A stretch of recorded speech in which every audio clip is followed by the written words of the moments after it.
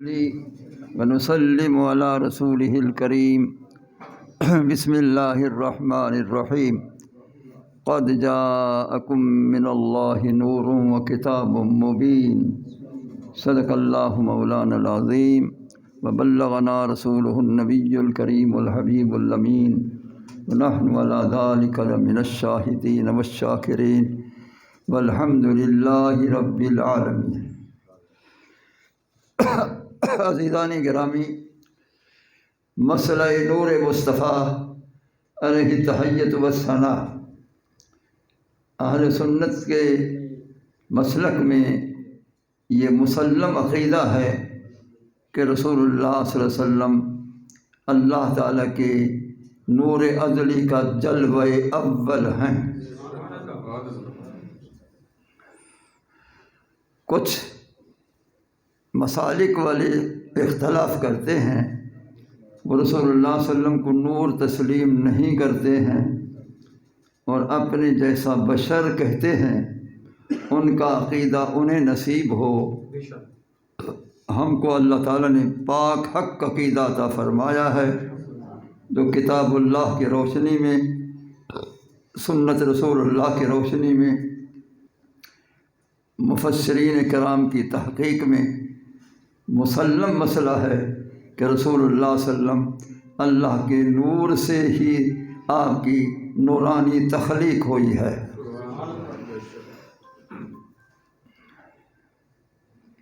اب اس مسئلے پر چند باتیں سمجھنا ضروری ہیں۔ سب سے پہلے کہ نور کی تعریف کیا ہے، نور کی تعریف کن الفاظ میں کی جاتی ہے، تاکہ پتہ لگے کہ نور اسے کہتے ہیں۔ اور جو نور کی تعریف ہے، اس سمجھنے کے بعد پتہ چل جائے گا کہ رسول اللہ صلی اللہ علیہ وسلم واقعی اللہ کے نور ہیں۔ نمبر 2، مفسرین کرام نے اس آیت نور کے اندر لفظ نور سے مراد کون سی ذات کو لیا ہے، کیونکہ دوسرے لوگ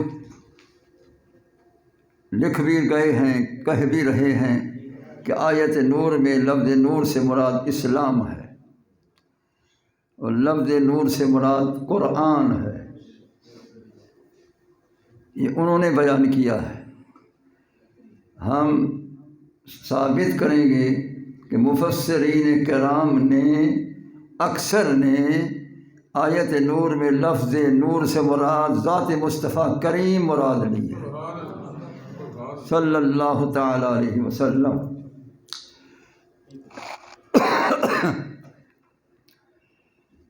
سب سے پہلے نور کی تعریف، النور هو ظاہر لنفسہ ومظہر لغیرہ۔ نور کی تعریف ہے خود ظاہر روشن ہو اور دوسرے اندھیرے والے کو روشن کرنے والا ہو۔ جس طرح سورج خود روشن ہے، تو جب یہ روشن ہو جاتا ہے، اندھیرا دور ہو جاتا ہے، جو چیزیں نظر نہیں آتی ہیں وہ نظر آنے لگتی ہیں۔ اسی طرح رات کو چاند ہے، ستارے ہیں، علی حد القیاس، جو خود ظاہر ہو دوسرے کو ظاہر کرنے والا ہو، اس کو نور کہتے ہیں۔ اللہ کے حبیب علیہ السلام خود ظاہر تھے کہ آپ کے چہرہ انور سے شعاعیں نکلتی، نور کی شعاعیں برستی تھیں۔ سیدہ عائشہ صدیقہ رضی اللہ تعالی عنہا اپنے گھر میں کمرے میں سادگی کی بنا پر کپڑا سی رہی تھیں سوئی سے، تو سوئی گر گئی، چراغ بجھ گیا، اندھیرا ہو گیا، اب سوئی نہیں مل رہی۔ اتنے میں رسول اللہ صلی اللہ علیہ وسلم باہر تھے، اب فوراً گھر تشریف لائے۔ آپ کا اس کمرے میں قدم رکھنا تھا کہ فتبجرت العبرہ، وہ سوئی روشن ہو گئی بے شعاع وجہ رسول اللہ صلی اللہ علیہ وسلم۔ سرکار کے چہرے انور کی شعاع اور روشنی ایسی ظاہر ہوئی، سارا کمرہ ہی روشن ہو گیا۔ تو رسول اللہ صلی اللہ تعالیٰ علیہ وسلم ظاہر بھی نور ہیں، اور جب سرکار تبسم فرماتے تھے یخرج النور من بین ثنایا، آپ کے دندان مبارک سے نور کے لچھے نکلتے تھے۔ اس بنا پر رسول اللہ صلی اللہ تعالیٰ علیہ وسلم نور ہیں۔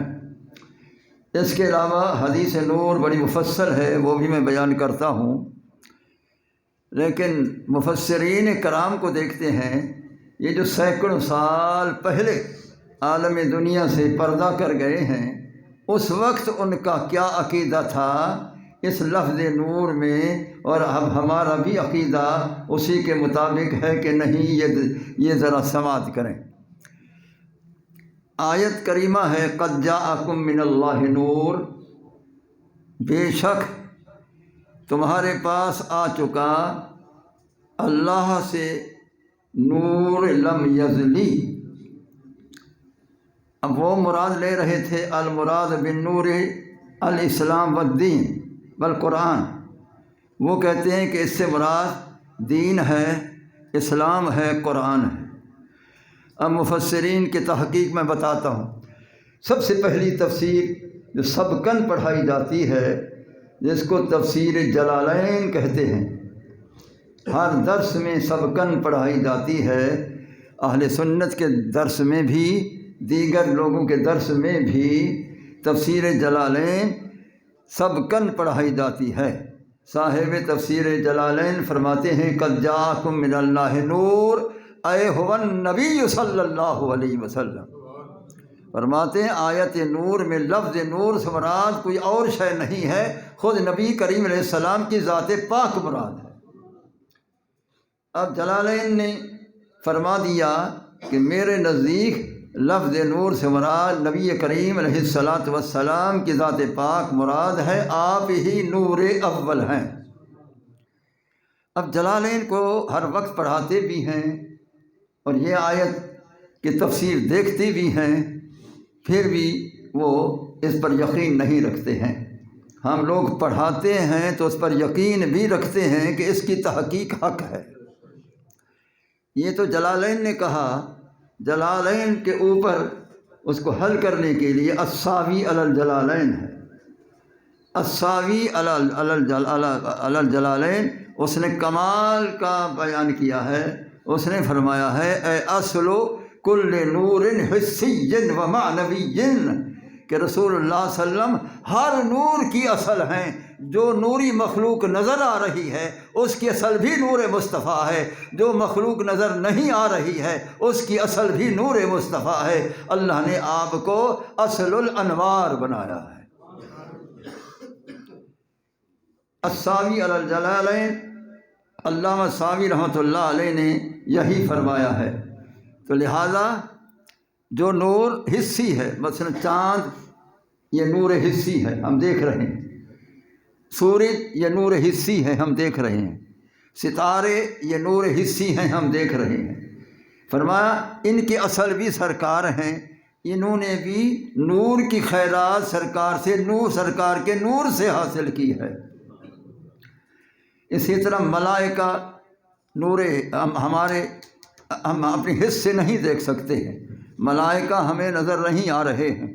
اسی طرح جنت ہمیں نظر نہیں آ رہی ہے، حوران جنت نظر نہیں آ رہے ہیں، دیگر وہ مخلوق جو نظر نہیں آ رہی ہے تو وہ معنوی ہیں، اس کی اصل بھی سرکار ہیں، یعنی ظاہر و باطن کے نور کی اصل نور مصطفیٰ کریم علیہ السلام ہے۔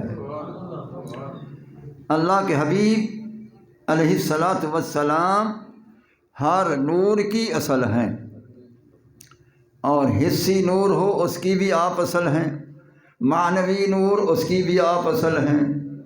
اللہ تعالیٰ نے رسول اللہ صلی اللہ علیہ وسلم کو منبع الانوار بنایا ہے۔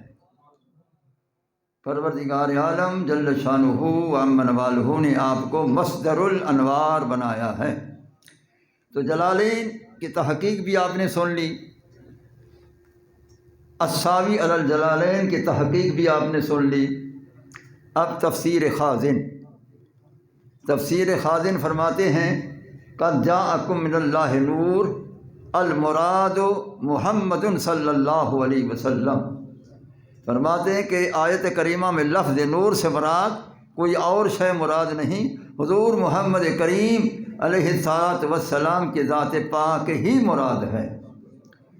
تو خازن نے بھی فرمایا کہ رسول اللہ صلی اللہ علیہ وسلم اللہ کے تعالیٰ کی طرف سے نور بن کر آئے ہیں، وہ نور ہیں۔ یہ تیسری تفسیر کا حوالہ میں نے بیان کیا ہے۔ چوتھی تفسیر بیضاوی شریف سبکن پڑھائی جاتی ہے، مقام درس تک سورہ بقرہ تک یہ درسن پڑھائی جاتی ہے۔ تو پوری تفسیر بیضاوی کو دیکھیں، اس آیت کو بھی دیکھیں، وہ کیا لکھ رہے ہیں۔ قاضی بیضاوی رحمۃ اللہ علیہ کتنا بڑا محقق ہے، وہ لکھتا ہے کہ قد جاءکم من اللہ نور یرید بالنور محمد صلی اللہ علیہ وسلم۔ وہ فرماتے آیت نور میں نور سے مراد حضور محمد کریم علیہ التحیۃ والتسلیم کی ہی ذات گرامی مراد ہے۔ اب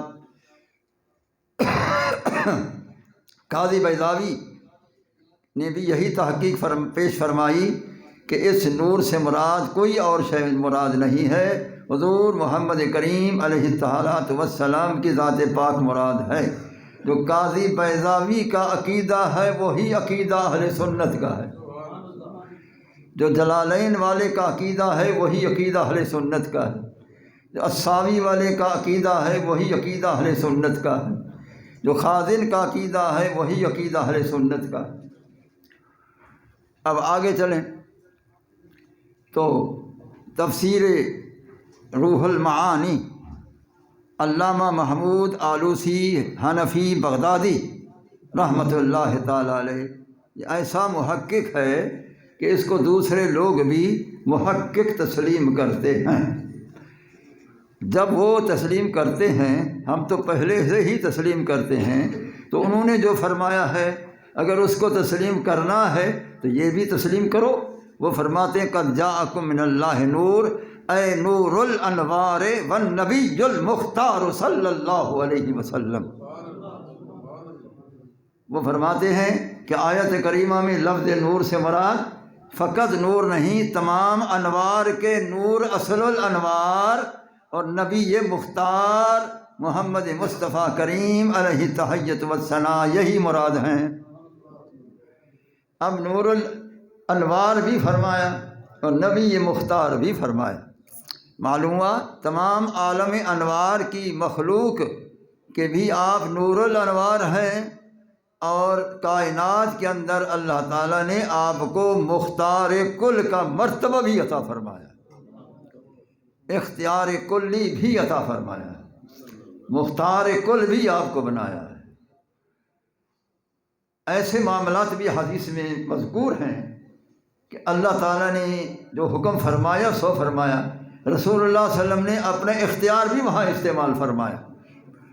مثلا وہ حدیث مشہور ہے کہ صحابی حاضر ہوا رمضان شریف میں، وقعت علی امراتی وانا صائم یا رسول اللہ، پیارے ہلاک تو میں ہلاک ہو گیا کہ میں رمضان شریف میں روزے کے ساتھ تھا، میں برداشت نہ کر سکا، میں نے یہ قرب کر لیا گھر، تو لہٰذا میں کیا کروں؟ فرمایا کہ 60 روزے رکھو، 60 مساکین کو کھانا کھلاؤ، غلام آزاد کرو۔ یا رسول اللہ میرے اندر کوئی ہمت نہیں۔ تو سرکار فرماتے اب ہم کیا کریں، اللہ کا یہ حکم ہے۔ سرکار نے فرمایا بیٹھ جا تیرا کام بن جائے گا۔ وہ بیٹھ گیا۔ کچھ دیر کے بعد کھجوریں آ گئیں، ایک شخص لیا، بہت بڑا کھجوروں کا ٹوکرا تھا۔ آپ نے فرمایا جا یہ تقسیم کر لے، غربا کو 60 مسکین کو جمع کر کے تقسیم کر لے۔ پیارے میں تو سب سے غریب ہوں۔ اچھا، سرکار نے اختیار استعمال فرمایا، اچھا جا لے جا، کھا بھی تو، کفارہ بھی تیرا ادا ہو گیا۔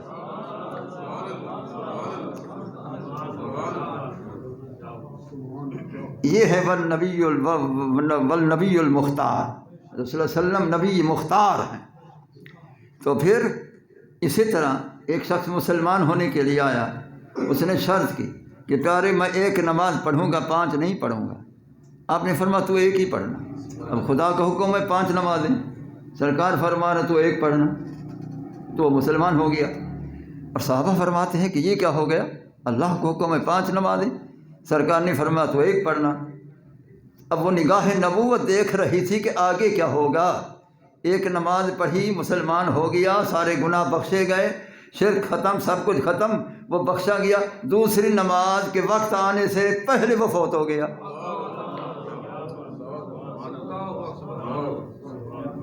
تو رسول اللہ صلی اللہ تعالیٰ علیہ وسلم کا اختیار بھی پورا ہو گیا، اور آپ کی نظر بصیرت بھی ثابت ہو گئی کہ آپ آنے والے وقت کو دیکھ رہے تھے کہ اس کا وقت آیا ہوا ہے، دوسری نماز کے وقت آنے سے پہلے دنیا سے چلا جائے گا، تو جنتی تو ہو جائے، کلمہ تو پڑھ لے۔ تو سید العالمین صلی اللہ تعالیٰ علیہ وسلم مختار کل، سرکار نے فرمایا اخرجہم من النار وادخلہم فی الجنہ، رواہ مسلم، امام مسلم نے اس کو نقل کیا۔ رسول اللہ صلی اللہ علیہ وسلم نے فرمایا قیامت کے دن میرا اختیار دیکھنا کہ جو کوئلے کے مانند جلے ہوئے ہوں گے گناہ گار جہنم کے اندر، رائی کے دانے کے برابر بھی اس کے اندر ایمان ہوگا، اس سے بھی کم، اس سے بھی کم ہوگا، ان کو نکال کے میں جنت میں داخل کرتا رہوں گا، میرا ہاتھ روکنے والا بھی کوئی نہ ہوگا۔ تو مختار کل صاحب روح المعانی نے صحیح فرمایا، والنبی المختار صلی اللہ علیہ وسلم، کہ اس سے مراد نور الانوار بھی آپ کی ذات ہے، اور نبی مختار کائنات میں بھی آپ کی ذات پاک ہے۔ تو اب اتنا بڑا محقق وہ بھی فرما رہا ہے کہ اس آیت کریمہ میں نور سے مراد سید عالم صلی اللہ تعالیٰ علیہ وسلم ہیں، جو نور الانوار بھی ہیں، نبی مختار بھی ہیں۔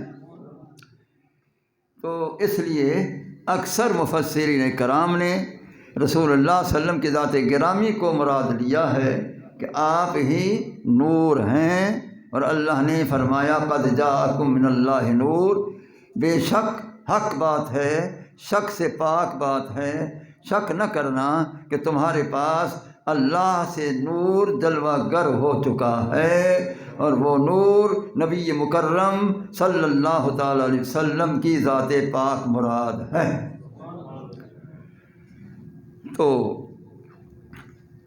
اب رسول اللہ صلی اللہ علیہ وسلم کے فرمان کو دیکھیں، آپ نے فرمایا کہ لوگو اول ما خلق اللہ نوری، سب سے پہلے اللہ تعالیٰ نے میرے نور کو پیدا فرمایا۔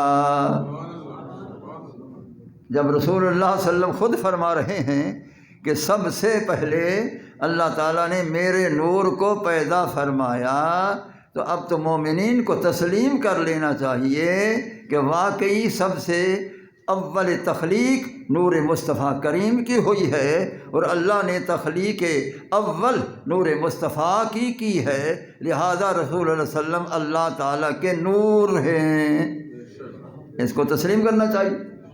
سرکار نے فرما دیا اول ما خلق اللہ نوری، سب سے پہلے اللہ تعالیٰ نے میرے نور کو پیدا فرمایا ہے۔ سید عالم صلی اللہ تعالیٰ علیہ وآلہ وبارک وسلم نے تو اپنے متعلق بھی فرمایا، حضرت مولا علی کے متعلق بھی فرمایا۔ آپ نے فرمایا کہ ان اللہ تعالیٰ خالقنی وخالق علی من نور واحد نحن نسجد بین ید العرش، فرمایا اللہ تعالیٰ نے مجھے اور مولا علی کو ایک نور سے پیدا فرمایا، ہم اللہ کے سامنے، عرش کے سامنے خدا کو ہم سجدہ کرتے تھے۔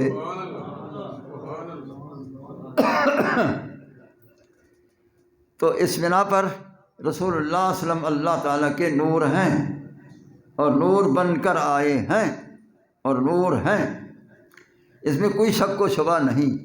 در حقیقت ان لوگوں کو رسول اللہ صلی اللہ علیہ وسلم کے مراتب کا پتہ نہیں ہے جو انکار کرتے ہیں۔ یاد رکھیں فقط رسول اللہ صلی اللہ علیہ وسلم کی ذات گرامی کی 3 حیثیات ہیں، باقی ہر ایک کی ایک حیثیت ہے، اس بات کو یاد رکھیں، باقی سب کی ایک حیثیت ہے، رسول اللہ صلی اللہ علیہ وسلم کی 3 حیثیات ہیں، باقی ایک حیثیت، سارے بشر ہیں بس۔ اس عام بشر کے اندر کوئی صفت نورانیت نہیں ہے، بشر ہی بس بشر ہیں۔ رسول اللہ صلی اللہ علیہ وسلم کی 3 حیثیات ہیں، آپ کے اندر صفت بے مثل بشریت مصطفیٰ بھی حق ہے، آپ کے اندر صفت نورانیت مصطفیٰ بھی برحق ہے، آپ کی حقیقت مصطفیٰ بھی برحق ہے۔ یہ تین حیثیات ہیں، یہ رسول اللہ صلی اللہ علیہ وسلم کی ہیں، کسی اور کی نہیں ہیں۔ میں نے الفاظ بولے ہیں، آپ اس پر غور نہیں کیا کہ میں نے بہت کچھ کہہ دیا ہے، آپ نے سمجھ نہیں آئی آپ کو۔ میں نے کہا کہ رسول اللہ صلی اللہ علیہ وسلم کی بشریت مطہرہ بے مثل بھی صفت ہے، حقیقت نہیں، نورانیت مصطفیٰ بھی صفت ہے، حقیقت نہیں۔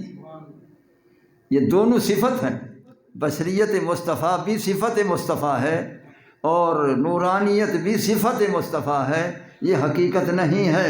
حقیقت کسی اور چیز کا نام ہے کہ سرکار نے فرمایا یا ابا بکر لم یعرفنی حقیقتاً غیر ربی، اے ابو بکر میری حقیقتاً میرے رب کے سوا کوئی پہچان نہیں سکتا۔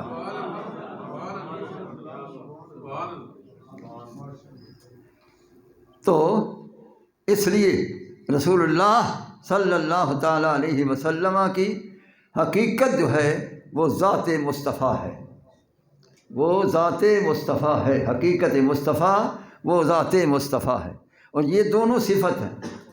کیونکہ اگر نور کو حقیقت مانو تو سرکار نے فرمایا میری حقیقت میرے رب کے سوا کوئی نہیں پہچان سکتا، اور نور کی ہے، ابھی میں نے تعریف کی ہے کہ ہو ظاہر لنفسہ و مظہر لغیرہ، جو خود ظاہر ہو دوسرے کو ظاہر کرنے والا ہو، تو اس کی تو تعریف معلوم ہو گئی۔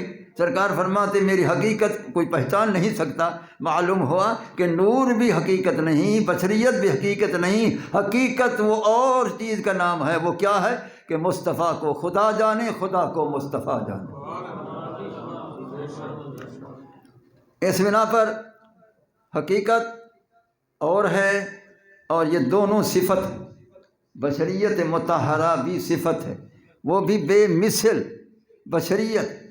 وہ جو دوسرے لوگ ہیں وہ کہتے وہ ہم جیسے تھے، تو یاد رکھیں قرآن کا مطالعہ کرو تو قرآن مجید کے اندر 3-4 حیثیت سے لفظ بشر آیا ہے، پورے قرآن میں دیکھو، یہ جہاں جہاں بشر کے لفظ آتے ہیں 3-4 معانی میں آتے ہیں۔ سب سے پہلے اللہ تعالیٰ جل شانہ عم نوالہ نے فرمایا انی خالق بشرا، میں بشر پیدا کرنے والا ہوں، تو بشر کا لفظ خدا نے فرمایا۔ اور دوسرا کافر کہتے تھے ما انتم الا بشر مثلنا، تو تم ہمارے جیسے بشر ہو، وہ کافر کہتے تھے۔ اور تیسرا شیطان نے کہا لم اسجد لبشر قط، میں اس بشر کے سامنے سجدہ نہیں کروں گا، تو وہ شیطان نے کہا تیسری مرتبہ۔ چوتھا رسول اللہ صلی اللہ علیہ وسلم نے فرمایا قل انما انا بشر، یہ 4 مرتبہ استعمال ہوا ہے پورے قرآن مجید کے اندر۔ پورے قرآن کا مطالعہ کرو، تب پہ کیا ثابت ہوا کہ خدا کوئی ہے نہیں کہ جو بشر کہہ سکے۔ اور اگر یہ کفر کی کافروں کی طرح کہتے ہیں کہ وہ ہم جیسے بشر ہیں تو کہتے رہیں، ہمیں تو تعلق ہی نہیں۔ اگر شیطان نے کہا تھا کہ میں بشر کو سجدہ نہیں کرتا، اس جیسا اگر کہتے رہیں، شیطان جیسا عقیدہ رکھیں، ہمیں اعتراض نہیں، وہ جانے ان کا کام جانے۔ تو رسول اللہ صلی اللہ علیہ وسلم اپنے آپ کو فرمایا انی انا بشر، قل انما انا بشر۔ صاحب تفسیر الکبیر نے بہت اعلیٰ ترجمہ کیا ہے کہ اللہ تعالی نے محبوب کو یہ لفظ فرما کر تواضع سکھائی ہے کہ محبوب تواضعاً فرمائیں کہ میں رنگ و روپ میں تم جیسا ہوں ورنہ حقیقت میں تم جیسا نہیں ہوں۔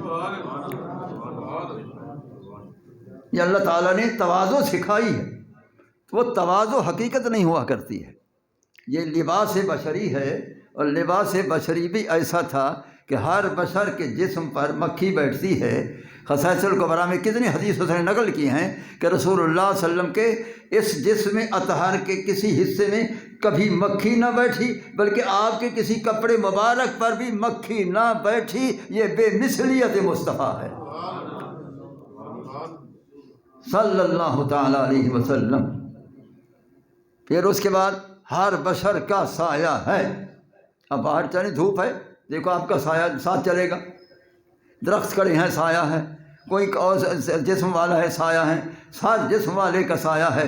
صحابہ فرماتے ہیں لم یر لہ ظل اللہ فی شمس ولا فی قمر، ہم نے رسول اللہ صلی اللہ علیہ وسلم کا سایہ نہ سورج کی روشنی میں کبھی دیکھا، نہ رات کی چاندنی میں کبھی دیکھا۔ اللہ نے محبوب کو سائے سے بھی پاک کر دیا کہ نور جو ہیں وہ سایہ بھی نہیں ہے۔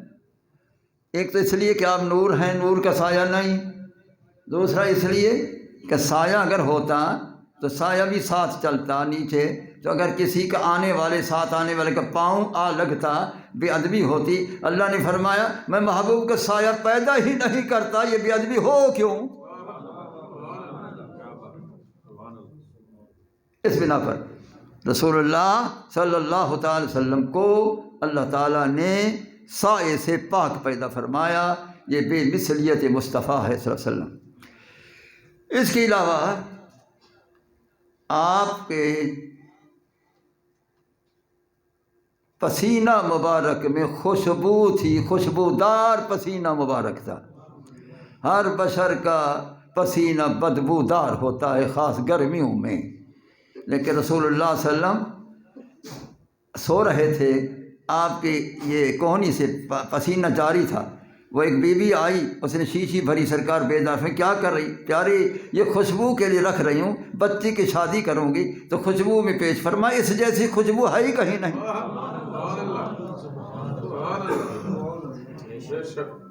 تو آپ کا پسینہ مبارک بھی خوشبودار تھا، خوشبودار تھا۔ یہ بے مثلیت کی دلیل ہے۔ باقی بشر ان کا سایہ ان کا پسینہ بدبودار، میرے مصطفیٰ علیہ السلام کا پسینہ خوشبودار، اس لیے یہ بے مثلیت کی دلیل ہے۔ اور پیارے مصطفیٰ کریم علیہ الصلاۃ والسلام نے آپ نے خصائص میں لکھا ہے کہ آپ نے قارورہ مبارک ایک بی بی کو فرمایا وہاں جا کر ڈال دو، واپس آئی، فرمایا کہاں ڈالا ہے؟ پیارے ایسی جگہ کوئی نہیں دیکھے گا، فرمایا پی لیا ہے کہ نام یار سے، فرمایا کہ لن تشتکی بطنک ابدا، فرمایا تیرے پیٹ میں درد بھی کبھی نہ ہوگا۔ شارحین لکھ رہے ہیں کہ 4 پشت تک اس کی اولاد در اولاد کے پیٹ میں درد بھی نہ ہوا۔ تو رسول اللہ صلی اللہ تعالی وسلم پر بشری لباس تھا، وہ بے مثل تھا۔ وہ بشری لباس بھی اللہ کا احسان ہے۔ اگر آپ بے پردہ ہو کر آتے بشری لباس کے بغیر، نہ زمین رہتی، نہ آسمان رہتا، کچھ بھی نہ رہتا، سب جل کر خاکستر ہو جاتے۔ یہ اللہ کا احسان ہے کہ لباس بے مثل بشری لباس پہنا کر بھیجا ہے عالم دنیا میں، کیونکہ الرسول هو انسان بعثہ اللہ تعالی لتبلیغ الاحکام، کہ جو رسول ہوتا ہے وہ انسانی شکل میں ہی ہوتا ہے، اللہ کے پیغام پہنچانے کے لیے مخلوق تک۔ اگر آپ اس شکل مبارک میں نہ آتے، کون پیغام خداوندی آپ سے حاصل کرتا؟ اللہ کا احسان ہے کہ محبوب پر 70,000 نور کے پردے ڈال کر آخری بے مثل بشری مطہرہ منزہہ کا پردہ ڈال دیا کہ آؤ محبوب دینے والا ہے، ما آتاکم الرسول فخذوہ، جو کچھ میرا محبوب دے دے لینے کی کرو، لینے کی کرو، لینے کی کرو۔ تو اس بنا پر رسول اللہ صلی اللہ تعالی علیہ وسلم بے مثل و بے مثال ہیں۔ جو کہتے ہم جیسے تھے، کھاتے تھے، پیتے تھے، وہ بازار میں چلتے تھے، یہ رسول اللہ صلی اللہ علیہ وسلم کے متعلق دیکھو آپ نے کیا فرمایا؟ آپ نے فرمایا لست مثلکم، لوگوں میں تم جیسا ہرگز نہیں، لست کا ہیئتکم، میں تمہاری حیت و شکل میں نہیں، لست کا حدم منکم، میں تم جیسے کسی ایک کی طرح نہیں، ایکم مثلی، تم میں سے کون میری مثل ہو سکتا ہے؟ رسول اللہ صلی اللہ علیہ وسلم نے فرمایا کس کو؟ صحابہ کو، وہ جو یوم وصال لگاتار روزے رکھنے لگے کہ آپ افطار بھی نہ کرتے تھے، سحری بھی نہ کرتے تھے، انہوں نے بھی بغیر افطاری بغیر ساری روزے رکھنے شروع کر دیے، دبلے خستے ہونے لگے۔ سرکار نے فرمایا کیا ہو گیا تمہیں؟ یا رسول اللہ انک تواصل، یا رسول اللہ آپ جو صوم وصال رکھتے ہیں بغیر ساری بغیر افطاری، ہم نے بھی اسی طرح رکھنا شروع کر دیا ہے۔ فرمایا ایکم مثلی، کون تم میں سے میری مثل ہو سکتا ہے؟ ابھی تو عند ربی ہو یطعمنی ویسقینی، میں ہر رات اپنے رب کے پاس ہوتا ہوں، مجھے کھلاتا بھی ہے پلاتا بھی ہے۔ لہذا میں تمہاری مثل نہیں ہوں۔ صحابہ نے کہا انا لسنا کا حیتک یا رسول اللہ، انا لسنا کا حیتک یا رسول اللہ، پیارے واقعی ہم آپ جیسے ہرگز نہیں، آپ کی شکل بھی بے مثال ہے، آپ کا جسم اقدس بھی بے مثال ہے، آپ ظاہر و باطن میں بے مثال۔ تو پیارے مصطفیٰ کریم علیہ تحیت و تسلیم کہ دونوں حیثیتیں ہیں، یعنی ظاہری بشریت مطہرہ بے مثل بے مثال، وہ بھی برحق ہے لیکن بے مثال، اور آپ کی نورانیت کی صفت بھی برحق ہے، جس طرح کہ ان احادیث مبارکہ احادیث نور میں آیا ہے، تو وہ بھی بے مثل و بے مثال۔ رسول اللہ صلی اللہ علیہ وسلم نے فرمایا انا نور من نور اللہ والخلق کلہم من نوری، فرمایا میں اللہ کے نور سے ہوں، ساری مخلوق میرے نور سے ہے۔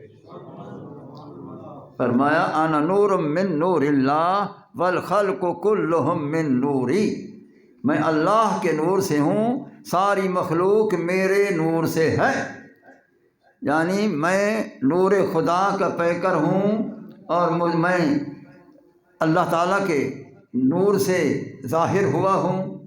اب میں نے ظاہر کا لفظ کہا ہے، اس میں بھی ایک حکمت ہے۔ میں نے کہا فرماتے میں اللہ کے نور سے ظاہر ہوا ہوں، ظاہر کہنے میں بھی حکمت ہے۔ کسلانی فرماتے ہیں کہ لما تعلقت ارادہ تعالی بإیجاد خلقہ و تقدیر رزقہ ابرز الحقیقت المحمدیۃ من الانوار الصمدیۃ فی الحضرۃ الاحدیۃ ثم انسلخ منها العوالم كلها علوها وسفلها فهو صلی اللہ تعالی علیہ وسلم الجنس العالی علی جمیع الاجناس والاب الاکبر لكل الموجودات۔ کسرانی کی میں نے بہت لمبی طویل عبارت پڑھی ہے، وہ فرماتے ہیں کہ جب اللہ تعالیٰ نے ارادہ فرمایا تھا مخلوق کے پیدا کرنے کا، ابھی مخلوق پیدا نہیں کی، رزق کائنات کا لکھنا کا ارادہ کیا، ابھی رزق نہیں لکھا، تو سب سے پہلے کیا اپنے انوار صمدیت کے انوار سے محبوب کی حقیقت کو ابرز ظاہر فرمایا، پردہ ہٹایا، جو چھپا ہوا تھا اس کو ظاہر فرمایا۔ تو لہذا وہ جن سے عالی کا مرتبہ رکھتے ہیں، وہ اصل کائنات بھی ہیں اور وہ اصل الانوار بھی ہیں، تو لہذا وہ تمام موجودات کی اصل موجودات بھی ہیں۔ تو کسرانی شارح بخاری رحمۃ اللہ تعالی علیہ نے صحیح فرمایا ہے۔ تو اس بنا پر جب اللہ تعالیٰ نے اپنے محبوب کو اپنے نور سے ظاہر فرمایا، جب رسول اللہ صلی اللہ علیہ وسلم اللہ تعالیٰ کے نور اول ہوئے، اللہ تعالیٰ کی تجلی اول ہوئے، تو پھر آگے اس نور سے پھر مخلوقات کی تخلیق فرمائی ہے، اور والخلق کلہم من نوری کی تفصیل اس حدیث نور میں ہے، یہ جو میرے سامنے ہے الزرقانی علی المواہب، اس میں اس حدیث نور کو مفصل طریق سے بیان کر رہے ہیں۔ عن جابر بن اللہ رضی اللہ تعالی عنہ قال فداک ابی و امی یا رسول اللہ اخبرنی عن اول شیء خلقہ اللہ تعالی قبل الاشیاء قال یا جابر ان اللہ تعالی خلق قبل الاشیاء نور نبیک من نورہ ولم یکن فی ذلک الوقت لوح ولا قلم ولا جنت ولا نار ولا سماء ولا ملک ولا ارض ولا انس ولا جن۔ اللہ اکبر، اللہ۔ رسول اللہ صلی اللہ علیہ وسلم کی بارگاہ اقدس میں حضرت جابر بن عبداللہ انصاری رضی اللہ تعالیٰ عنہ نے عرض کی کہ پیارے میرے ماں باپ تیری ذات پر قربان ہو جائیں۔ یہ صحابہ کی حب ہے، محبت ہے، یہ تقاضۂ محبت ہے کہ میرے ماں باپ تجھ پر قربان ہو جائیں۔ وہ سوال بعد میں کر رہا ہے، ماں باپ کو قربان پہلے کر رہا ہے۔ فداک ابی و امی یا رسول اللہ، میری ماں باپ آپ پر قربان ہو جائیں۔ اب سوال بعد میں ہے، پہلے ماں باپ قربان۔ یہ تو حضرت جابر اپنے ماں باپ کو قربان کر رہے ہیں سرکار پر، اس صحابی کا کیا مقام ہے کہ سرکار اپنے ماں باپ کو اس پر قربان کر رہے ہیں۔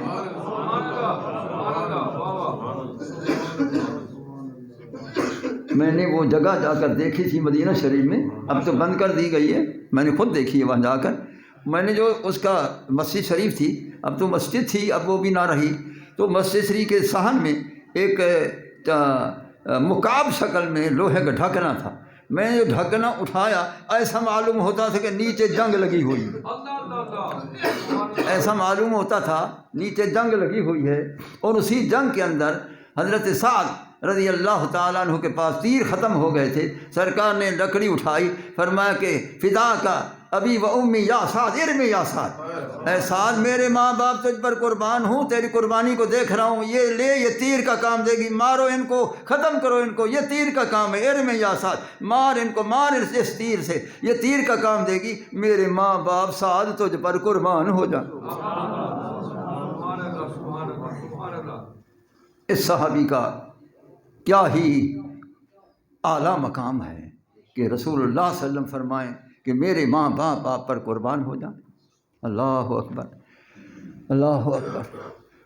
اور وہ بھی ماں باپ جو وہ ان کی پشتیں روشن تھیں، پاک تھیں۔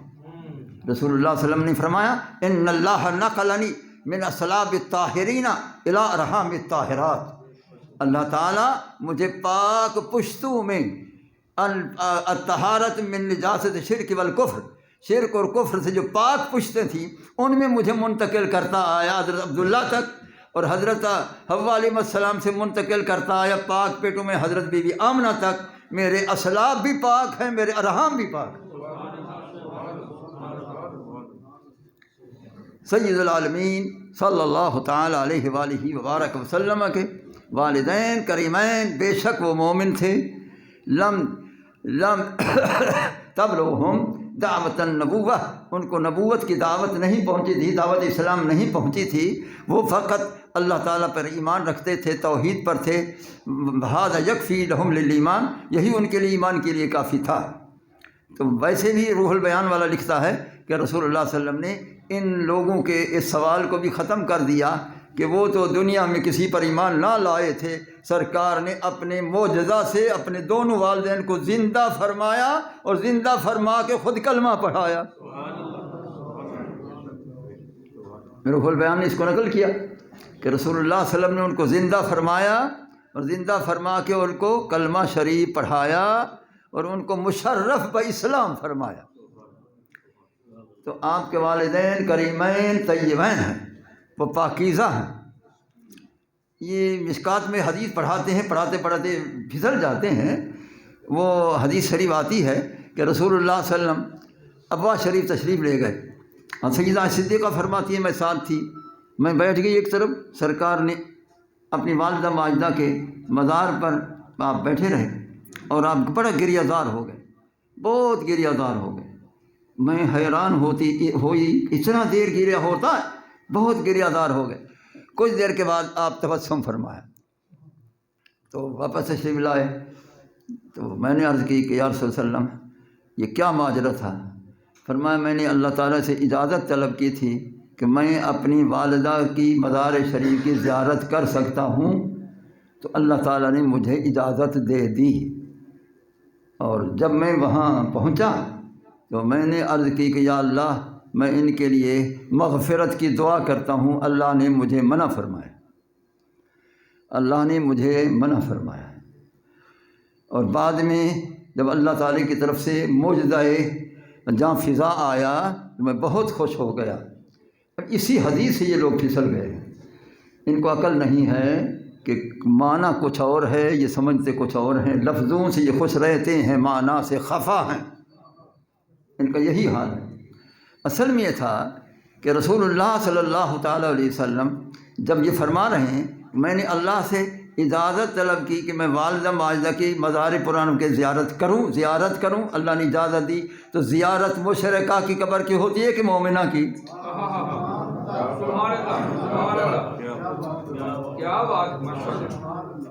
ہاں بھائی، زیارت مومنہ کی قبر کی ہوتی ہے یا مشرکہ کی؟ سب سے پہلی بات۔ پھر اللہ تعالیٰ خود اجازت دے رہا ہے، تو کیا وہ اجازت اس نے مشرکہ کی زیارت کے لیے دی ہے؟ کیا اللہ تعالیٰ اسی پر راضی تھا؟ ہرگز نہیں۔ اللہ تعالیٰ کا اجازت دینا دلیل ہے کہ وہ مومنہ تھی۔ اللہ تعالیٰ جل شانہ و امن والوں کی بارگاہ اقدس میں عرض کرنا کہ میں والدہ ماجدہ کی قبر کی زیارت کروں، زیارت کا لفظ بتاتا ہے کہ وہ مومنہ تھی۔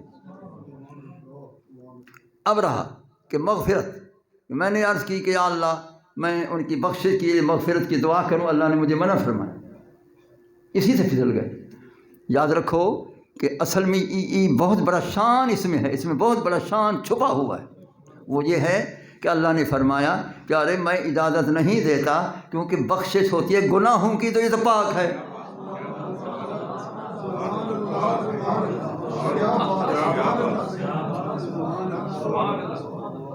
مغفرت الذنوب کی ہوتی ہے، تو ذنوب تو ہے نہیں، گناہ تو ہے نہیں، تو پیارے بخشش کی دعا کیسی؟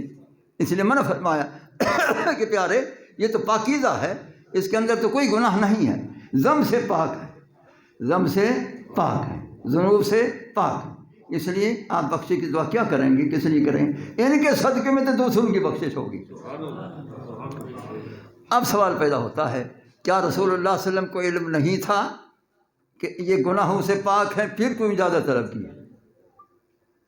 ہاں بھائی، پھر یہ سوال عائد ہوتا ہے، کیا رسول اللہ صلی اللہ علیہ وسلم کو علم نہیں تھا کہ یہ گناہوں سے پاک ہیں، پھر کیوں اجازت مغفرت کی، کیوں اللہ تعالیٰ کی بارگاہ میں عرض کی، طلب کی؟ یاد رکھیں یہ تعلیم للامت ہے کہ دیکھو میری والدہ ماجدہ پاکیزہ ہیں، تب بھی میں استدعا کر رہا ہوں کہ میں بخشش کی دعا کروں۔ ارے میرے والدین تو پاکیزہ ہیں، میں استدعا کر رہا تھا، اللہ نے منع فرمایا ہے کہ وہ پاکیزہ ہیں، شاید تمہارے والدین گناہ گار ہوں، میری سنت کو ادا کرنا، ان کے لیے بخشش کی دعا کرنا۔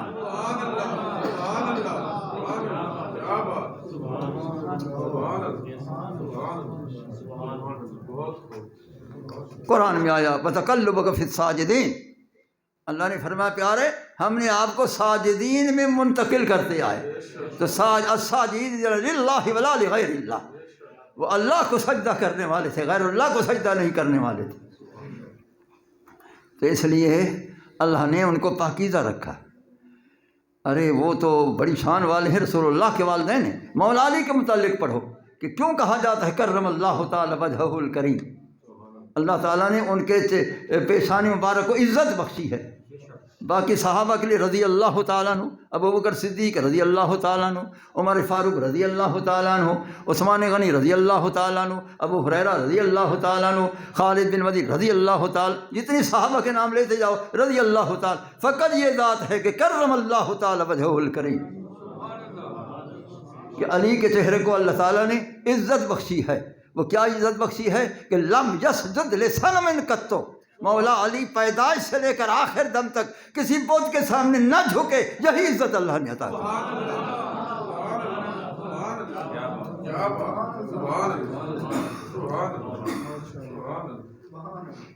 یہی اللہ تعالیٰ نے مولا علی کرم اللہ تعالی وجہہ الکریم کو عزت بخشی ہے، کرم اللہ تعالی وجہہ الکریم۔ تو بتاؤ جب مولا علی رسول اللہ صلی اللہ تعالیٰ علیہ وآلہ وسلم کے چچازاد بھائی بھی ہیں اور اعلیٰ صحابی بھی ہیں، تو ان کی پیشانی کو اللہ تعالیٰ نے اتنا عزت بخشی ہے، وہ تو سرکار کے والدین کریم ہیں، ان کو کتنا عزت بخشی ہے۔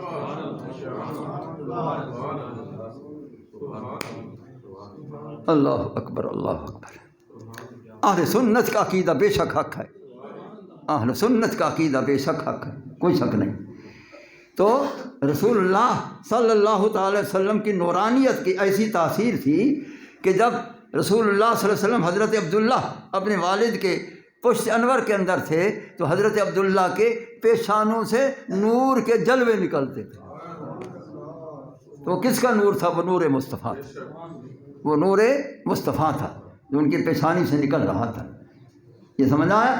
اس لیے رسول اللہ صلی اللہ تعالیٰ علیہ وسلم اللہ تعالیٰ کے نور ہیں، اور یہ مفصل اس میں یہ حدیث موجود ہے۔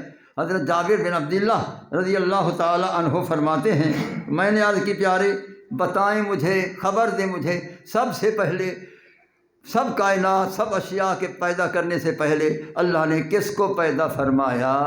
یہ عقیدہ حضرت جابر کا ہے، اس کو علم ہے کہ بھی میرا وہ محبوب ہے جس کو اول شے کے خلق کا علم ہے، کہ سب سے پہلے کون سی چیز پیدا ہوئی، یہ اس کا عقیدہ ہے، اور یہ حق عقیدہ ہے کہ اس کو علم ہے، رسول اللہ علیہ وسلم کو علم ہے کہ سب سے پہلے اللہ نے کس کو پیدا فرمایا۔ اگر وہ پہلے والے کا علم ہے تو بعد والوں کا بھی اسی کو علم ہے۔ سرکار نے فرمایا اے جابر تو نے یہ سوال کیا ہے کہ سب سے پہلے اللہ تعالیٰ نے کس چیز کو پیدا فرمایا ہے، اب سن لے یا جابر ان اللہ تعالیٰ خالق قبل الاشیاء نور نبیک من نور ہی۔ اللہ تعالیٰ نے سب سے پہلے نبی کریم علیہ الصلاۃ والسلام کے تیرے نبی کریم علیہ السلام کے نور کو اپنے نور سے پیدا فرمایا ہے۔ یا جابر ان اللہ تعالیٰ خالق قبل الاشیاء نور نبیک من نور ہی۔ اللہ تعالیٰ نے سب سے پہلے تیرے نبی کریم علیہ السلام کے نور کو اپنے نور سے پیدا فرمایا۔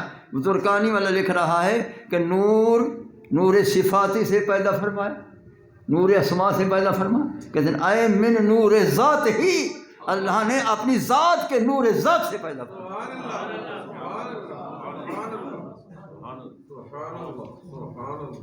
اللہ تعالیٰ نے سب سے پہلے اپنے نور ذاتی سے محبوب کے نور کو پیدا فرمایا، بلکہ ظاہر فرمایا ہے۔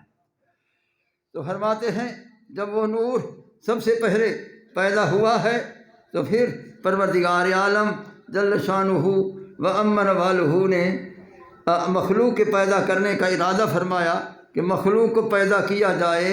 تو فرمایا جب مخلوق کے پیدا کرنے کا ارادہ فرمایا فلما اراد اللہ تعالیٰ ان یخلق الخلق قسم ذلک النور اربعۃ اجزاء۔ تو فرمایا جب مخلوق کے پیدا کرنے کا ارادہ فرمایا میرے نور کو اللہ نے 4 شعاؤں میں تقسیم فرمایا، 4 شعاؤں میں تقسیم فرمایا، 4 شعاؤں میں تقسیم فرمایا۔ ایک مولانا مقرر سے ہمارے جلسے پر بڑا آتے تھے، میں ان کا نام نہیں لیتا کہ اکثر لوگ اس کو جانتے ہیں، ان سے غلطی ہوئی اور میں نے اس کو بہت ہی سخت ان کو ڈانٹا۔ اس نے کہا کہ اعلیٰ حضرت رحمۃ اللہ علیہ کا شعر پر مجھے اعتراض ہے کہ اعلیٰ حضرت نے فرمایا نور وحدت کا ٹکڑا ہمارا نبی۔ وہ کہنے لگا کہ نور وحدت کا ٹکڑا کس کا ٹکڑا تو جسم کا ہوتا ہے۔ تو میں نے اس کو یہی حدیث لکھی، یہ سرکار نے فرمایا قسم ذلک النور اربعۃ اجزاء، اللہ نے میرے نور کے 4 حصے تقسیم کیے۔ اس تقسیم کا معنی کر کے کیا ہے؟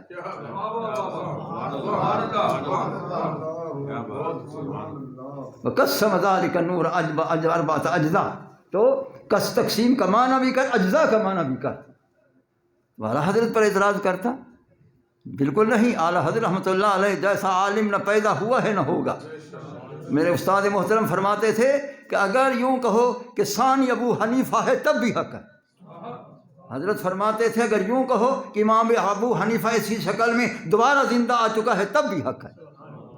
اعلیٰ حضرت کے گرد و غبار کو نہیں پہنچتے ہیں اور آج کل بھی ان کا انکار کر رہے ہیں، ان کی تحقیق سے انحراف کر کے اپنی تحقیق شروع کر کے گمراہ ہو چکے ہیں۔ اعلیٰ حضرت کی تحقیق حرف آخر، اس کے علاوہ کسی کی تحقیق ہم کو قبول ہی نہیں ہے۔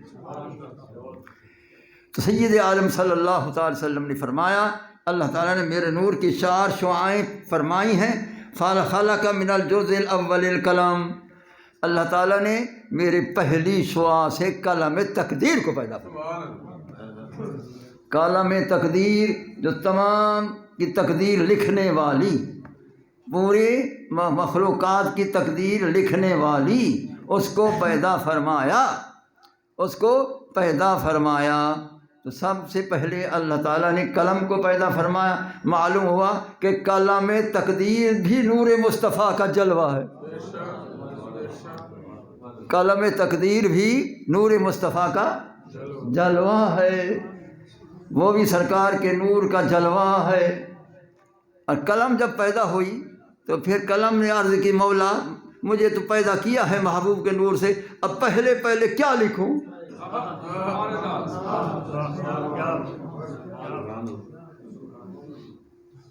اے اللہ تو نے مجھے پیدا فرمایا ہے لکھنے کے لیے، کتابت کے لیے، تو میں پہلے کیا لکھوں؟ فرمایا اکتب محمدہ، میرے محبوب کا نام شروع کر۔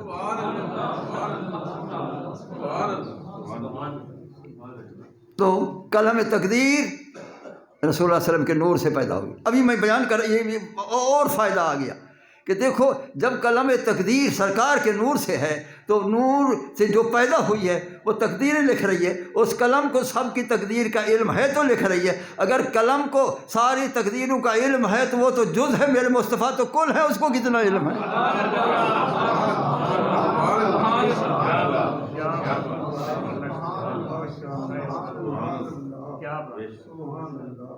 ادھر آیا سمجھ شریف میں؟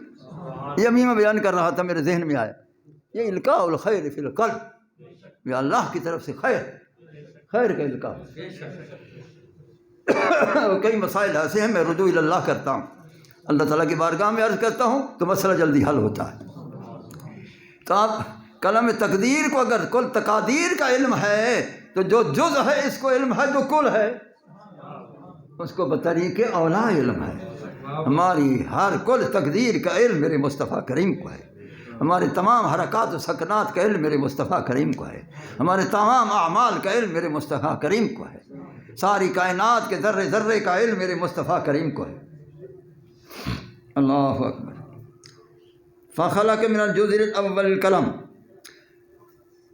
ومن الثانی اللوح، فرمایا دوسرے میرے شعاع سے اللہ نے لوح محفوظ کو پیدا فرمایا۔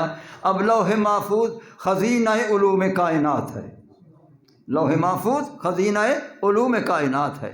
جو علوم کائنات کا خزینہ ہے وہ تو جز ہے تو کل، بتاؤ بھائی، جو جز ہے سرکار کا ایک شعاع ہے، ایک شعاع کا جلوہ ہے، تو وہ تو کل کائنات کے علوم کا خزینہ ہے۔ اگر جز کائنات کے علوم کا خزینہ ہے، جو کل ہے وہ کتنا خزینہ علم الہی ہے۔ ہاں، اللہ تعالیٰ نے شان اپنے محبوب کریم علیہ السلام کو عطا فرمائی ہے۔ اس واسطے بوصیری رحمۃ اللہ نے فرمایا فَإِنَّ مِن جُودِكَ الدُّنْيَا وَضَرَّتَهَا وَمِنْ عُلُومِكَ علم اللوح والقلم۔ پیارے لوح اور قلم کا علم تیرے علم کے دریا سمندر بے کنار کا ایک قطرہ ہے۔ جب یہ ایک قطرہ ہے تو جو بحر ہے اس کا کتنا مقام ہے۔ وَمِنَ الثَّالِثِ الْعَرْشَ، فرما تیسرے میرے شعاع سے اللہ نے اپنے عرش کو پیدا فرمایا۔ اب دیکھو عرش خدا کا کہلاتا ہے، تخلیق نور مصطفیٰ سے ہے، تخلیق نور مصطفیٰ سے، وہ بھی محبوب کے نور کا جلوہ ہے خدا کا عرش۔ اور عرش خدا کا کہلاتا ہے، الرحمن علی العرش استویٰ، وہ بیٹھنے سے پاک ہے، نسبت اس کی طرف ہے، بیٹھا محبوب ہے، بٹھایا اپنے محبوب کو۔ اور جب سرکار اٹھنے لگے تو وتمسک العرش بِأَذْيَالِهِ، سرکار کے ہر دامن کو عرش نے پکڑا۔ اے سخاوت مصطفیٰ کا دامن پکڑ رہا ہوں، بیٹھ تو صحیح۔ اے کرم مصطفیٰ کا دامن پکڑ رہا ہوں، بیٹھ تو صحیح۔ پیارے بیٹھ تو صحیح، جب تک میں جب سے پیدا ہوا ہوں کسی کا قدم مجھ پر نہیں آیا، آیا تو پہلا قدم تیرا آیا ہے۔ تو جو عرش خدا پر جلوہ فگن ہوئے، عرش سابی کائنات سے اوپر ہے، جو اوپر ہے محبوب بھی اوپر ہے، جو اوپر ہے تمام نچلے والی مخلوق کے ذرے ذرے کا اس کو علم ہے۔ اللہ اکبر۔ ثم قسم الجزء الرابع اربعۃ اجزاء،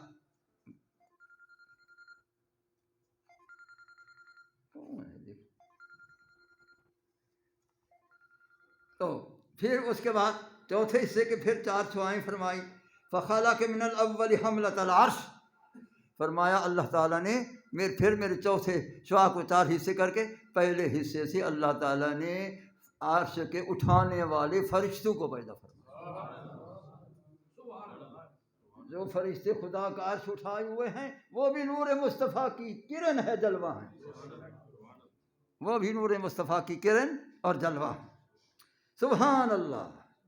فخلق من الاول حملۃ العرش، اللہ اکبر، ومن الثانی الکرسی، فرمایا میرے دوسرے جلوے سے اللہ نے کرسی کو پیدا فرمایا۔ وسع کرسیہ السماوات والارض، آسمان و زمین کو اس کی کرسی محیط ہے۔ جو آسمان و زمین کو جس کی کرسی محیط ہے وہ تو ایک جلوہ مصطفیٰ ہے، جو کل ہے اس کو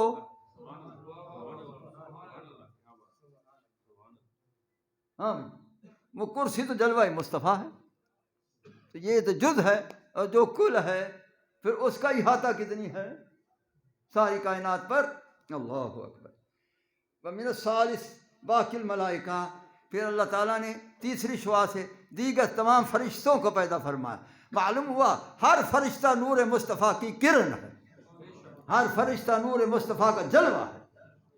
جبریل بھی جلوہ نور مصطفیٰ، میکائیل بھی جلوہ نور مصطفیٰ، اسرافیل بھی جلوہ مصطفیٰ، اسرائیل بھی جلوہ نور مصطفیٰ، آسمان اول کے فرشتے بھی جلوہ مصطفیٰ، آسمان ثانی کے جلوے بھی جلوہ مصطفیٰ. ہر آسمان 7واں آسمان تک فرشتے شمار کرتے جاؤ، سب یہ جلوہ مصطفیٰ موجود ہیں. اس صورت میں دیکھو تو ملائکہ ہیں، اس صورت میں دیکھو تو نور مصطفیٰ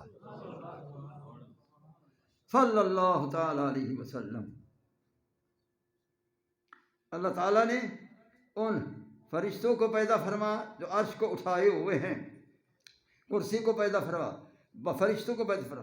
ثم قسم الرابع اربعۃ اجزاء، پھر اللہ تعالیٰ نے میرے چوتھی نور کے 4 شعائیں نکالی. فخلق من الاول السماوات، اللہ نے میرے پہلے جلوے سے 7 آسمانوں کو پیدا فرمایا. یہ بھی سرکار کے نور کے جلوے ہیں آسمان. تو فرمایا کہ پھر اللہ تعالیٰ نے کیا فرمایا؟ وَمِنَ الثَّالِثِ الْجَنَّةِ، تیسرے میرے نور سے جنت کو پیدا فرمایا. پھر فرمایا ثُمَّ قَسَّمَ الرَّابِعَ أَرْبَعَةَ أَجْزَاء، پھر 4 حصے کیے. فَخَلَقَ مِنَ الْأَوَّلِ سُبْحَانَ اللَّهِ نُورَ أَبْصَارِ الْمُؤْمِنِينَ، فرمایا جو میرے غلام مومنی کے آنکھوں کے اندر نور ہے یہ بھی میرا نور ہے.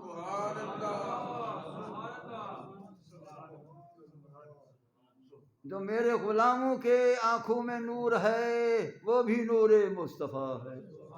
ارے ہم جو دیکھ رہے ہیں نور مصطفیٰ سے دیکھ رہے ہیں، ہماری آنکھوں کے اندر نور مصطفیٰ ہے، ہماری آنکھوں کا نور مصطفیٰ ہے. تو جب سرکار فرما رہے ہیں جب ہر مومن کے آنکھوں کا نور مصطفیٰ ہے تو ہم تو تسلیم کر رہے ہیں ہماری آنکھیں باقی رہنا چاہیے. جو نور کو نہیں مانتے ہیں پھر آنکھیں ختم کرا دیں، یہ تو نور مصطفیٰ ہے، یہ تو نور مصطفیٰ. یہ تو سرکار نے فرمایا. سبحان اللہ، سبحان سبحان سبحان. تو فرمایا کہ مومنین کے پیدا فرمایا تو فرمایا کہ وَمِنَ الثَّانِ، فرمایا وَمِنَ الثَّانِ، اللہ تعالیٰ نے دوسرے شعاع سے نور قلوبہم وہی المعرفۃ باللہ، فرمایا جو مومنین کے اندر اللہ کی معرفت کا نور ہے وہ بھی میرا نور ہے. مومنین کے اندر نور ایمان، نور معرفت، وہ بھی میرا نور ہے. سبحان اللہ. تو وَمِنَ الثَّالِثِ نور أُنْسِهِمْ وَهُوَ التَّوْحِيدُ، فرمایا جو تمہارے اندر کلمہ شریف کا نور ہے، فرمایا یہ کلمہ شریف کا نور بھی یہ بھی میرا نور ہے. تو اب بتائیں یہ مصنف عبد الرزاق نے اس حدیث کو مفصل بیان فرمایا ہے. یہ الخلق کلہم من نوری کی تفصیل ہے کہ ساری مخلوق کو میرے نور سے پیدا فرمایا. وہ کس کس کو یہ تفصیل ہے؟ تو معلوم ہوا کہ رسول اللہ صلی اللہ علیہ وسلم اصل الانوار ہیں، وہ منبع الانوار ہیں، وہ اصل الانوار ہیں، وہ اصل کائنات ہیں. اللہ تعالیٰ جل شانہ و عم نوالہ نے اپنے حبیب کریم علیہ السلام کی ذات گرامی کو یہ شان اور یہ مقام عطا فرمایا ہے. اور سید عالم صلی اللہ تعالیٰ علیہ وآلہ وبارک وسلم کی صفت نور بے شک ہے. اب میں ثابت کرتا ہوں کہ سرکار کا جسم بھی نور بن گیا تھا. سرکار کا جسم بھی نور بن گیا تھا، خدا کی قسم ہے. ترمذی کو اٹھاؤ، ترمذی نے واضح اس حدیث کو نقل کیا ہے کہ سرکار نے فرمایا اللہم اجعل بصری نورا واذنی نورا وشعری نورا ولحمی نورا وعظمی نورا ومخی نورا وعن یمینی نورا وعن شمالی نورا ومن خلفی نورا ومن بین یدی نورا ومن فوقی نورا ومن تحتی نورا اللہم اجعلنی نورا.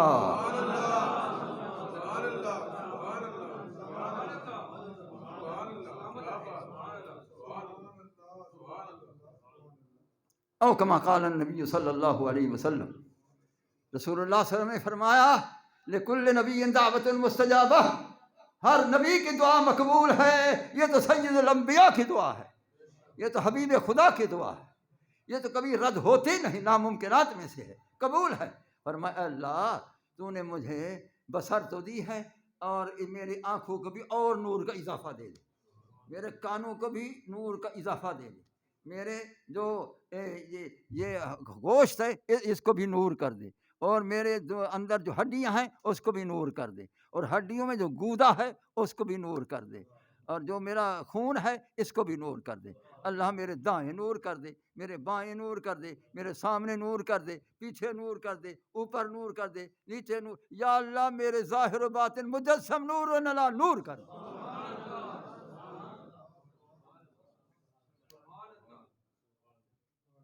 تو سید العالمین صلی اللہ تعالیٰ علیہ وآلہ وبارک وسلم نور علی نور تھے، مصطفیٰ آئینہ نور خدا، منعکس دروے ہما خوب خداست۔ رسول اللہ صلی اللہ تعالی وسلم اللہ تعالیٰ کے بے مثل صورت کا آئینہ ہیں، اور آپ کے اندر اللہ تعالیٰ کے جمیع صفات منعکس ہیں۔ اس بنا پر رسول اللہ صلی اللہ تعالیٰ علیہ وسلم نور علی نور ہیں۔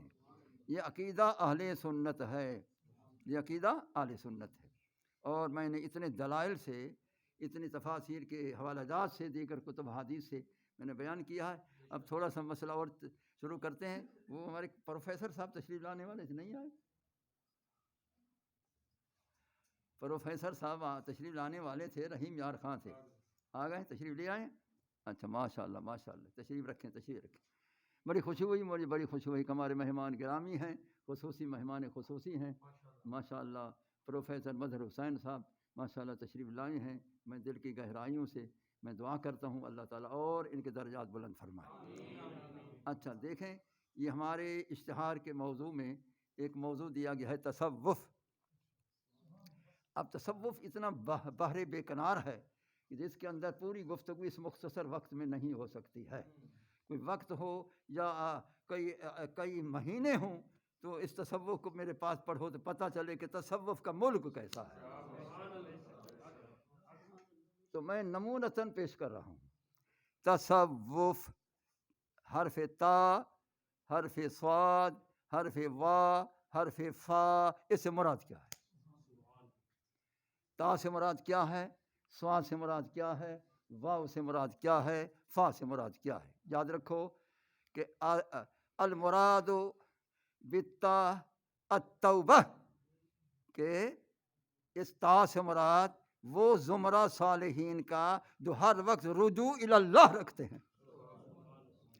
توبہ کے معنی الرجوع الی اللہ، جو اللہ کی طرف رجوع کرنے والے ہیں، جو ہر وقت اللہ تعالیٰ کی طرف راجع ہیں، پروردگار عالم جل شانہ عمن والوں کی طرف ہر وقت ان کا رجوع ہے، اس کو وہی تصوف والے، اہل تصوف وہی حضرات ہیں جو اللہ تعالیٰ کی بارگاہ میں رجوع رکھتے ہیں۔ غیر کی طرف ان کا رجوع ہوتا ہی نہیں، ان کا رجوع الی غیر اللہ نہیں ہوتا، ان کا رجوع الی اللہ ہوتا ہے۔ ایک معنی یہ ہے، ایک معنی توبہ، کہ وہ توبہ کی سنت ادا کرتے ہیں کہ بھئی تاکہ لوگ ہمارے مرید توبہ ضرور کیا کریں، اگرچہ وہ گناہوں سے محفوظ ہوتے ہیں پھر بھی توبہ کرتے ہیں۔ رسول اللہ صلی اللہ علیہ وسلم نے حدیث میں فرمایا کہ میں اللہ تعالیٰ کی بارگاہ میں استغفار کرتا ہوں 100 مرتبہ۔ تو پھر اگر وہاں یہ ہے، وہ تعلیم للامت ہے، تو یہاں بھی یہی فرمایا ہے کہ جو توبہ کرنے والے ہیں، اور یہ مریدین کو یہی اشارہ کرنے والے ہیں کہ تم تو گناہ گار ہو، ہم تو پھر بھی محفوظ ہیں، پھر بھی توبہ کرتے ہیں، تو تمہیں تو توبہ کرنا لازم ہے۔ توبوا الی اللہ توبۃ نصوحا، اللہ تعالیٰ کی بارگاہ میں خالص توبہ کرو۔ تو لہٰذا جو توبہ والے ہیں اور رجوع الی اللہ والے ہیں وہی اہل تصوف ہیں۔ اب رہا کہ تا سے اور کوئی مراد ہے؟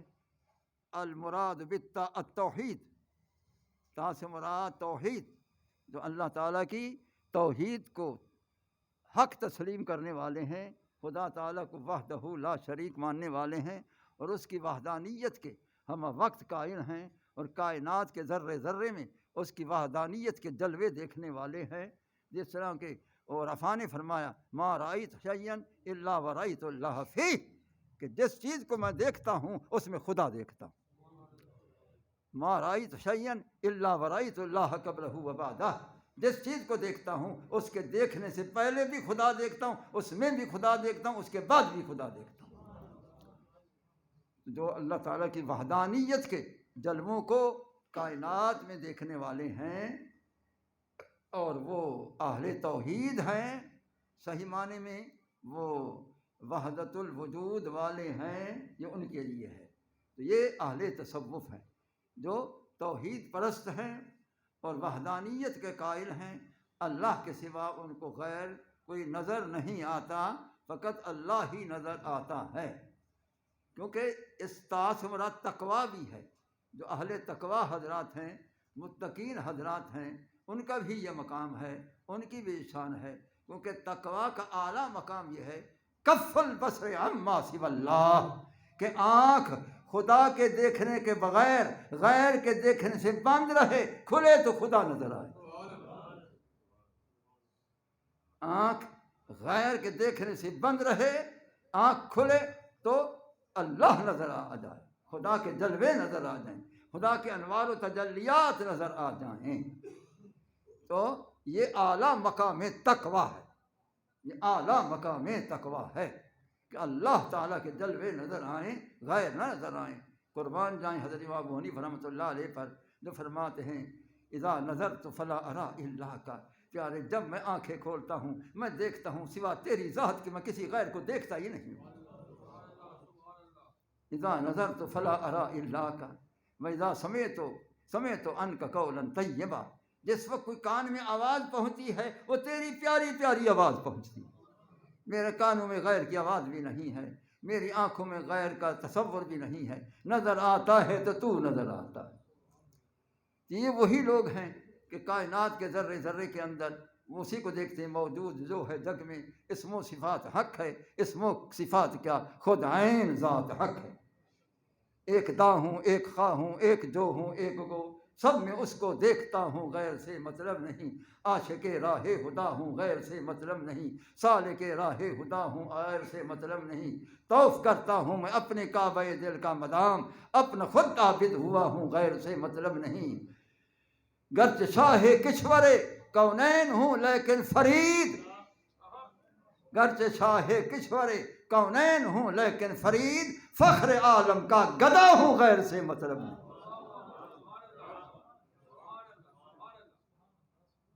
تو یہ اہل توحید، یہ حضرات اس حرف تا سے مراد ہے۔ تو اسی طرح المراد بالتا التوقیر، تا سے مراد توقیر، کہ جن کے اندر توقیر مصطفیٰ پائی جاتی ہے وہی اہل تصوف ہیں۔ جن کے اندر توقیر مصطفیٰ نہیں ہے وہ اہل تصوف سے بھی نہیں ہے۔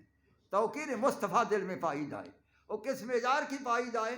وَتُعَذِّرُوهُ وَتُوَقِّرُوهُ أي وَتُعَظِّمُوهُ بِاعْتِقَادٍ أَنَّهُ صلی اللہ علیہ وسلم متصف بجمیع صفات الکمال ومنزہ عن جمیع وجوہ النقصان، کہ رسول اللہ صلی اللہ علیہ وسلم کی تعظیم کرو، توقیر کرو، اس معیار کی کہ عقیدہ رکھو کہ اللہ کے حبیب علیہ السلام جمیع کمالات الہیہ سے متصف ہیں اور تمام نقائص کے طرق سے بھی پاک ہیں۔ یہ ہے توقیر مصطفیٰ، یہ ہے توقیر مصطفیٰ۔ جو عظمت خدا توقیر مصطفیٰ کا قائل ہے اور عمل پیرا ہے، عزت احترام کر رہا ہے، وہ اہل تصوف سے۔ تو مختصر بول رہا ہوں۔ اور اسی طرح صاد المراد بالصاد التصفیہ، فرمایا اس صاد سے مراد تصفیہ قلب، دل صاف ہو، دل صاف ہو، کینہ سے صاف ہو، کینہ نہ ہو، بغض سے صاف ہو، بغض نہ ہو، اور غصے سے صاف ہو، غصہ نہ ہو، اس طریقے سے جو بد خیال سے دل پاک ہو، اسی طرح آلائش باطنی سے دل پاک ہو، دل کا پاک صاف ہونا اہل تصفیہ جو ہیں یہی اہل تصوف ہیں۔ اور دل پاک کیسے ہوگا؟ دل پاک تین حیثیت سے ہوگا، سنو بھائی، دل پاک تین حیثیت سے ہوگا۔ یا کامل کی نگاہ دل پر پڑ جائے دل صاف ہو جاتا ہے، اور یا کامل کا ہاتھ لگ جائے دل پر دل صاف ہو جاتا ہے۔ اور یا صبح اٹھو تہجد پڑھو، لا الہ الا اللہ، لا الہ الا اللہ، الا اللہ، الا اللہ کی ضرب لگاؤ، جس طرح حدیث میں آیا ایک گناہ کرتے ہو نقطہ کالا، پھر نقطہ کالا، الا اللہ کی ضرب لگاؤ گے تو وہ کالے کالے حرف کالے نقطے دھل جائیں گے، دل پاک صاف ہو جائے گا، دل پاک صاف شفاف ہو جائے گا۔ لہذا تصفیہ باطن والے یہی اہل تصوف ہیں، صوفیہ کرام۔ ہم تو صوفی در لباس صوف باش، تا صفت ہائے خدا موصوف باش۔ فرمایا صوفی بن اور اون کا سادہ لباس پہن، پھر اللہ تعالیٰ کے جمیع صفات سے تو موصوف ہو جائے گا، جو صفات اس کے ہیں وہ منعقد ہو جائیں گے تیرے اندر۔ تو یہ تصفیہ والے لوگ ہیں جو اہل باطن اہل تصوف ہیں، وہی جو ہیں اہل تصوف ہیں۔ تو اسی طریقے سے یہ دل جو ہے صاف ہو غیر اللہ سے، اس کے اندر غیر اللہ کا ٹھکانہ ہی نہ ہو، اس کے اندر ایک موجود ہو کہ دل کے ہر پردہ میں ہے تصویر یار، جب ذرا دو گردن جھکائی دیکھ لی، بس وہی ایک دل میں ہو۔ اس دل کو آئینہ بناؤ، قلب المومن کالمراۃ، مومن کا دل شیشے کی مثل ہے، مومن کا دل شیشے کی مثل۔ امام راضی نے کیا کمال کیا ہے، امام راضی نے جب یہ کہا کہ قلب المومن کالمراۃ، کہ مومن کا دل شیشے کی مثل، ارے میں کیا کہہ گیا، ارے میں کیا کہہ گیا، اس نے کہا لا لا لا بل فوق المراۃ، بلکہ شیشے سے بڑھ کر ہے، کیونکہ شیشے پر اگر یہ کپڑا ڈال دو کچھ نظر نہیں آتا۔ فرمایا جو کامل کا دل ہے، لا یحجبہ السماوات السبع والارضون السبع واللوح والکرسی والعرش، کامل کے دل کے سامنے ساتواں آسمان پردہ نہیں ہے، لوح و قلم پردہ نہیں ہے، اور اللہ کا عرش پردہ نہیں ہے، کوئی حجابات نہیں ہے، اور ڈائریکٹ اس کا دیدار ہوتا ہے خدا بندی تعالیٰ کا۔ تو فرمایا کہ یہ تصفیہ قلب ہے، یہ تصفیہ قلب ہے، یہ ایسے تصفیہ قلب والے اہل دل اور یہی اہل تصوف ہیں، یہی صوفیہ کرام۔ اسی طرح واو سے مراد المراد بالواو، واو سے مراد کیا ہے، وحدانیت، وحدت الوجود، وحدت الوجود کا قائل ہو۔ اہل تصوف وہی ہیں جو وحدت الوجود کے قائل ہیں، وہ کہتے ہیں بس وہی ایک ہے، ایک ہے، اور یہ عارضی ہیں، عارضی کی طرح ہم دیکھتے ہی نہیں ہیں، یہ تو حباب کی مثل ہے، یہ جس طرح پانی پر وہ جو جھاگ ہوتی ہے وہ اس کا کوئی وجود نہیں ہے، جب پیچھے چھولی آئے گی پانی کی وہ اس میں مدغم ہو جائے گا۔ فرمایا یہ تعینات ہیں، یہ تعینات عارضی ہیں، اس کے پیچھے نہ لگو، اصل تو وحدت الوجود اللہ کی ذات پاک ہے۔ ارے وہی ہے، جگ وہم خیال تخابے سب صورت نقش برآبے، یہ پوچھ دی حال حقیقت سن سمندت رکھ عبرت، جی میں بہر محیط وحدت کل کثرت شکل ہو بھاب۔ حسن مطلق نے چاہا مقید بنوں، نور وحدت بنا جگمگانے لگا، پیر بن کر محمد کہانے لگا۔ تو یہ اللہ تعالیٰ کی وحدانیت، وحدت الوجود جس کو نظر آ گیا وہی اہل تصوف ہے، وہی اہل تصوف ہے۔ یہ میرے سامنے جائے نماز ہے، اس پر یہ نقش و نگار ہیں، یہ تعینات کائنات سمجھ لیں، یہ وحدت و شہود ہے، یہ نقش بندی حضرات اس کے قائل ہیں، یہ وحدت و شہود ہے۔ اور جہاں یہ نقش و نگار نہیں ہے، پلین ہے، یہ بحر توحید ہے۔ تو چشتیہ قادریہ وحدت الوجود کے قائل ہیں، نقش بندی حضرات وہ وحدت و شہود سے قائل ہیں، ان کی نگاہ اپنی اپنی، اور قادریہ اور سہروردیہ کے چشتیہ کی نگاہ اپنی اپنی، لہذا یہ بھی حق ہے، لیکن اصل یہی ہے کہ وحدت الوجود ہی حق ہے۔ تو وحدت الوجود کے جو قائل ہیں فقط ایک کو مانتے ہیں، ایک کو جانتے ہیں، ایک کو دیکھتے ہیں، جدھر دیکھتا ہوں ادھر تو ہی تو، اینما تولوا فثم وجہ جدھر دیکھو ادھر اللہ کی ذات نظر آتی ہے۔ وَهُوَ مَعَكُمْ أَيْنَمَا كُنْتُمْ، جب تم ہو تمہارے ساتھ ہے، نحن اقرب الیہ من حبل الورید، وہ تمہاری رگ جان سے بھی زیادہ قریب ہے۔ اس بنا پر اللہ تعالیٰ کی ذات کو وحدانیت کے قائل اور اس کے وحدت الوجود کے قائل ہونے والے ہی اہل تصوف ہیں۔ تو آگے ہے فا، المراد بالفا الفوز، فا سے مراد فوز، کامیابی۔